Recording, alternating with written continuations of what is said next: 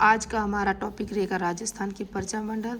और इससे पहले जो राजपूताना मध्य भारत सभा, अखिल भारतीय देसी राज्य लोक परिषद, राजस्थान सेवा संघ, राजस्थान केसरी, ये समाचार पत्र थे, किस किस ने पहले भूमिका निभाई। उसके बाद हम पढ़ेंगे जयपुर प्रजा मंडल किसके समय में हुआ, क्या क्या था इसके अंदर, क्या क्या चरखा संघ वगैरह पूरी डिटेल देखेंगे। या आज़ाद मोर्चा क्या था, रीजेंसी काउंसिल क्या थी, जयपुर प्रजामंडल के जो अधिवेशन हुए, जयपुर दिवस कब मनाया जाता है, चिरंजीवी अग्रवाल कौन थे, जेंटलमैन एग्रीमेंट। ये है राजस्थान अध्ययन, आपको पता हो कक्षा 9 में वर्तमान में चलती है। यहाँ से हमने लिया है टॉपिक और यहाँ से भी लिए हैं और बहुत डीपली। अगर आप असिस्टेंट प्रोफेसर का भी एग्ज़ाम दे रहे हो ना, तो वहाँ भी आपको ये सारे नोट्स वहाँ भी आपके काम आएंगे कि RS परी है, रीट है, सेकेंड ग्रेड है, SI है, पटवार को वीडियो जैसे कि ग्राम सेवक वगैरह सब, CET सब में ये टॉपिक आता है। तो हमारा पहला टॉपिक है राजपूताना मध्य भारत सभा। राजपूताना मध्य भारत सभा की स्थापना 1918 में मारवाड़ी लाइब्रेरी चांदनी चौक दिल्ली में हुई थी, है ना। और इसके जो संस्थापक कौन थे, जमनालाल बजाज, विजय सिंह पथिक, गणेश शंकर विद्यार्थी और ये था चांदकरण शारदा। गणेश शंकर विद्यार्थी ने प्रताप नाम का समाचार पत्र भी निकाला था, आपको पता हो। तो इसका मुख्यालय अजमेर में रखा गया था। और इसके जो अधिवेशन हुए थे वो याद रखना, क्योंकि परीक्षा में बार बार यहीं से इसके अधिवेशन ही पूछे जाते हैं। तो प्रथम अधिवेशन 1918 मैंने कहा दिल्ली में, गिरधर शर्मा इसके अध्यक्ष थे। द्वितीय 1919 में अमृतसर, गिरधर शर्मा थे यहाँ भी। और उसके बाद तृतीय अधिवेशन हुआ था मार्च 1920 में, यहाँ अजमेर में हुआ था। तीसरा हमारे राजस्थान अजमेर में हुआ था और इसके अध्यक्ष थे जमनालाल बजाज। उसके बाद कहाँ हुआ था, दिसंबर 1920 में। दिसंबर 1920 में नागपुर का जो कांग्रेस अधिवेशन हुआ था ना, वहाँ पे इनका भी अधिवेशन हुआ था, राजपूताना मध्य भारत सभा का। गणेश नारायण सोमानी इसके अध्यक्ष बने थे। इस अधिवेशन में NS केलकर, नरसिंहाराम थे ना, केलकर की अध्यक्षता में चुना गया था, लेकिन वह अधिवेशन में पहुंच नहीं सके थे, इसलिए इनको अधिवेशन का अध्यक्ष बनाया गया था। किसको, गणेश नारायण सोमानी को। इस अधिवेशन में संगठन को कांग्रेस का सहयोगी घोषित कर दिया था। जो राजपूताना मध्य भारत सभा है ना, इसको कांग्रेस की सहयोगी संस्था घोषित कर दिया था इस अधिवेशन में। वीर भारत सभा, ये भी राजस्थान में थी 1910 में। इसके संस्थापक कौन थे, केसरी सिंह बारट। यह किसका संगठन था, अभिनव भारत की एक शाखा थी। अभिनव भारत की स्थापना वीर सावरकर ने की थी। और वीर सावरकर हमारे फर्स्ट ग्रेड GK टॉपिक में भी हैं। अब हम देखेंगे राजस्थान सेवा संघ, इसकी स्थापना 1919 में। स्थापना कहाँ हुई थी, वर्धा महाराष्ट्र में हुई थी। इसके संस्थापक कौन कौन से थे, विजय सिंह पथिक, राम नारायण चौधरी, हरिभाई किंकर। इनका एग्जाम में प्रश्न कई बार आ चुका है। 1920 में इस संगठन को अजमेर लाया गया था। इस संगठन ने राजस्थान में किसान आंदोलन का नेतृत्व भी किया।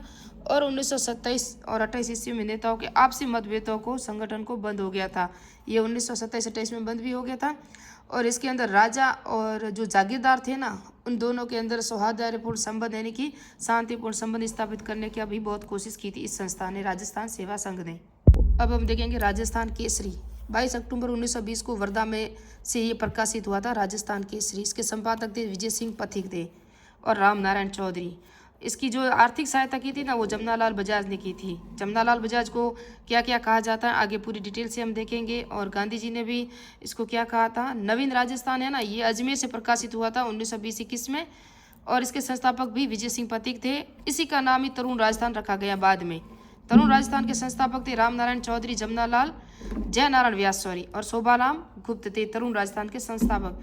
जो मार्च 1924 में राम नारायण चौधरी को बरी कर दिया गया था, इनको गिरफ्तार कर दिया गया था 1928 में कि आप देशद्रोही सामग्री छापते हो और अंग्रेजी सरकार के खिलाफ छापते हो, इसलिए अंग्रेजों ने इसको गिरफ्तार कर लिया था।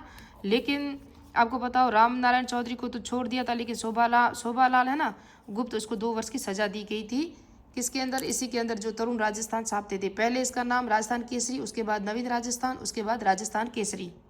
अब हम पढ़ेंगे जयपुर प्रजा मंडल। सेलिब्रेशन अर्जुन लाल सेठी ने किया था इसका। इसके समय में सवाई मान सिंह सेकंड थे, महाराजा सवाई मान सिंह थे, क्योंकि 1922 तक तो सवाई माधो सिंह थे, लेकिन उनकी मृत्यु के बाद ये सवाई मान सिंह बने थे।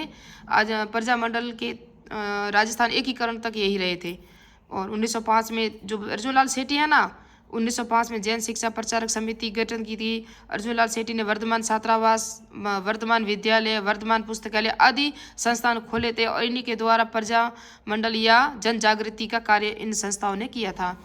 जयपुर हितकांडी सभा बालचंद शास्त्री थे जो इसके अध्यक्ष थे और केसरलाल कटारिया थे वो इसके सचिव थे और हीरालाल शास्त्री से इन्होंने प्रेरणा ली थी, यानी कि इन्हीं के सहयोग से ये संस्था स्थापित की गई थी, जयपुर हितकारिणी सभा। चरखा संघ की स्थापना 1925 में अजमेर में हुई थी, लेकिन जयपुर में कब हुई, क्योंकि जयपुर प्रजामंडल से संबंधित है ये, तो ये अमृतसर जयपुर में की गई थी। जमनालाल बजाज ने इसे 1927 में जयपुर में स्थापित किया था। किसने किया था? जमनालाल बजाज ने 1927 में, जबकि चरखा संघ की स्थापना अजमेर में हुई थी 1925 में।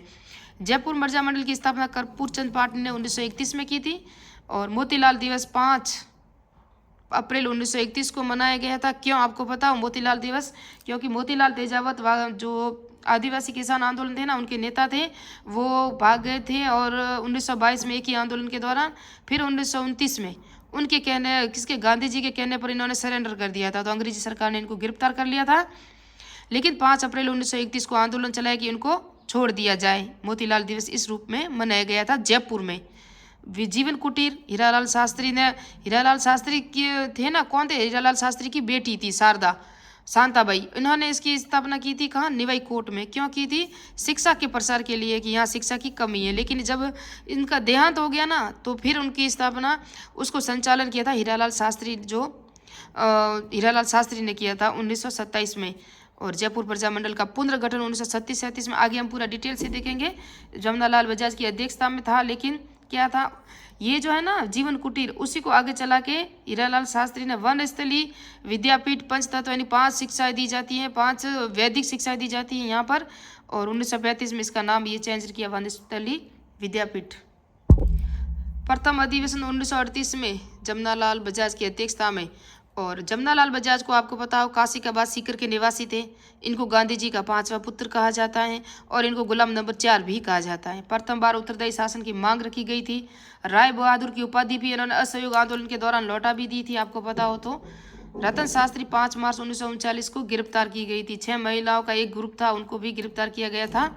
रतन शास्त्री। आगे रमा देवी आएगी, जो RS परी में एग्जाम में भी आया हुआ, तो आगे हम देखेंगे। और रमा देवी थी यहाँ। जयपुर दिवस कब मनाया गया? 12 मार्च 1939 को। आगे डिटेल से देखेंगे कि जयपुर में जो है ना दिवस क्यों मनाया गया था। 1939 में वापस हीरालाल शास्त्री प्रजामंडल के अध्यक्ष बने थे, ये हम आगे पढ़ेंगे। जयपुर राज्य सरकार और प्रजामंडल दोनों के बीच में समझौता हो गया था 2 अप्रैल 1940 को। और सीकर दिवस 19 जून 1938 को मनाया जाता है। क्यों आपको पता है? क्योंकि शेखावटी जो किसान आंदोलन था या किसान आंदोलन था, उसको यहाँ जो शेखर में अधिवेशन हुआ था, किसका? जयपुर प्रजामंडल का, उसके अंदर इसको भी मिलाया था। आगे मैंने पूरा लिखा है डिटेल से। और ये थोड़ा सा ये समझौता ये था, लेकिन क्या क्या इनकी शर्तें थी वो आगे देखेंगे हम। जेंटलमैन एग्रीमेंट 17 सितंबर 1942 को हीरालाल शास्त्री और मिर्जा इस्माइल। 1938 में 1 सितंबर 1927 में रीजेंसी काउंसिल बनी थी और यहाँ एक फायरिंग हुई थी। फायरिंग की जांच के नाम से एक जांच कमेटी का भी गठन किया गया था, जिसके नानक राम जौहरी और सैयद इख्तार खां हसन इसके जो अध्यक्ष बने थे। जांच कमेटी बनी थी। यहाँ एक गोली से व्यक्ति भी मर गया था, तो भीड़ पे जो हुई थी फायरिंग, उसकी जांच कमेटी हुई थी। 5 अप्रैल 1931 को मैंने बताया अभी मोतीलाल दिवस। प्रजामंडल का पुनर्गठन देखो ये हुआ था, ये देखो प्रजामंडल का पुनर्गठन चिरंजी लाल मिश्र इसके अध्यक्ष थे। प्रजामंडल 1938 में इसके अध्यक्ष तो ये थे चिरंजी लाल मिश्र। हीरालाल शास्त्री मंत्री थे। प्रजामंडल जो प्रेरणा मिली थी वो जमनालाल बजाज ने इसको, यानी कि आर्थिक सहायता जहाँ भी होती थी पर यही देते थे। कौन देते थे? जमनालाल बजाज। जयपुर प्रजामंडल का प्रथम अधिवेशन 8-9 मई 1938 को हुआ था। नथमल का खटला अभी बताया, लेकिन 10 मई को शाम को हुई थी। 10 मई की शाम को 1938 में कस्तूरबा गांधी ने महिलाओं को संबोधित किया था। कस्तूरबा गांधी जो जयपुर प्रजामंडल से संबंधित आई थी। 1938 में शास्त्री जी ने, मैंने कहा ना शेखावटी जो सीकर दिवस मनाया गया था ना, वो किस रूप में मनाया गया था? क्योंकि 1938 में सीकर में शास्त्री जी के आग्रह पर शेखावटी किसान सभा का विलय हो गया था। किसके अंदर? जयपुर प्रजामंडल में। जिसके सदस्य कौन कौन थे? सरदार हरलाल और नेतराम और तारकेश्वर प्रसाद शर्मा, ये सब थे। लादूराम जोशी को याद रखना, क्योंकि जयपुर प्रजामंडल का 7वां अधिवेशन हुआ था दौसा में और वहाँ ये अध्यक्ष बने थे लादूराम जोशी। और नेतराम जोशी है ना, इनकी बेटी थी, कौन थी? कमला बेंदीवाल प्रथम महिला मंत्री भी थी राजस्थान की, आपको पता हो तो। 2003 में ये प्रथम उप मुख्यमंत्री भी कौन थी? कमला बेंदीवाल जो राजस्थान की थी। और आपको पता हो तो 2009 में ये त्रिपुरा की राज्यपाल भी रह चुकी है। 2014 में गुजरात की राज्यपाल भी रह चुकी हैं और मिजोरम की भी राज्यपाल ये रह चुकी है। कौन? कमला बेनीवाल। तो राजस्थान की प्रथम महिला मंत्री, प्रथम उप मुख्यमंत्री, वर्तमान में उप मुख्यमंत्री कौन है? आपके लिए ये प्रश्न है, आप कमेंट बॉक्स में मुझे प्रश्न बताना, क्योंकि राजस्थान में वर्तमान में 2 उप मुख्यमंत्री है, तो कौन कौन है आप बता सकते हो। लेकिन प्रथम उप मुख्यमंत्री थी कमला बेनीवाल। रमा देवी देश पांडे की गिरफ्तारी हुई थी, आरएस परी 2021 में आया था। बलवंत राम सावला देव देश पांडे की पत्नी थी ये, और ये सरकार संघ के मंत्री थे। कौन थे? बलवंत राम सावला राव, आगे हम देखेंगे। प्रथम सत्याग्रही थे चिरंजीवी लाल मिश्र की गिरफ्तारी 5 फरवरी को हुई थी, यानी कि प्रथम सत्याग्रही थे ना। ये जो आंदोलन हुआ था, क्यों हुआ था? क्योंकि आपको पता हो तो जयपुर प्रजामंडल को रद्द कर दिया था या गैर कानूनी घोषित कर दिया था, तब सबने आंदोलन किया था। उसके अंदर महिलाओं ने भी आंदोलन किया था और प्रजामंडल ने भी आंदोलन किया था, जिसके बाद जयपुर दिवस मनाया जाएगा। और आगे हम देखेंगे तो प्रथम सत्याग्रही चिरंजीवी लाल मिश्र की गिरफ्तारी 5 फरवरी को हुई थी। उसके बाद रमा देवी की देश पांडे की जो सहयोगी कौन कौन सी थी महिला, इनको कई बार एग्जाम में पूछा जाता है। और प्रथम उनकी जो अन्य महिला थी सुमित्रा देवी, इंदिरा देवी, विद्या देवी, शारदा देवी, सुशीला देवी और दुर्गा देवी।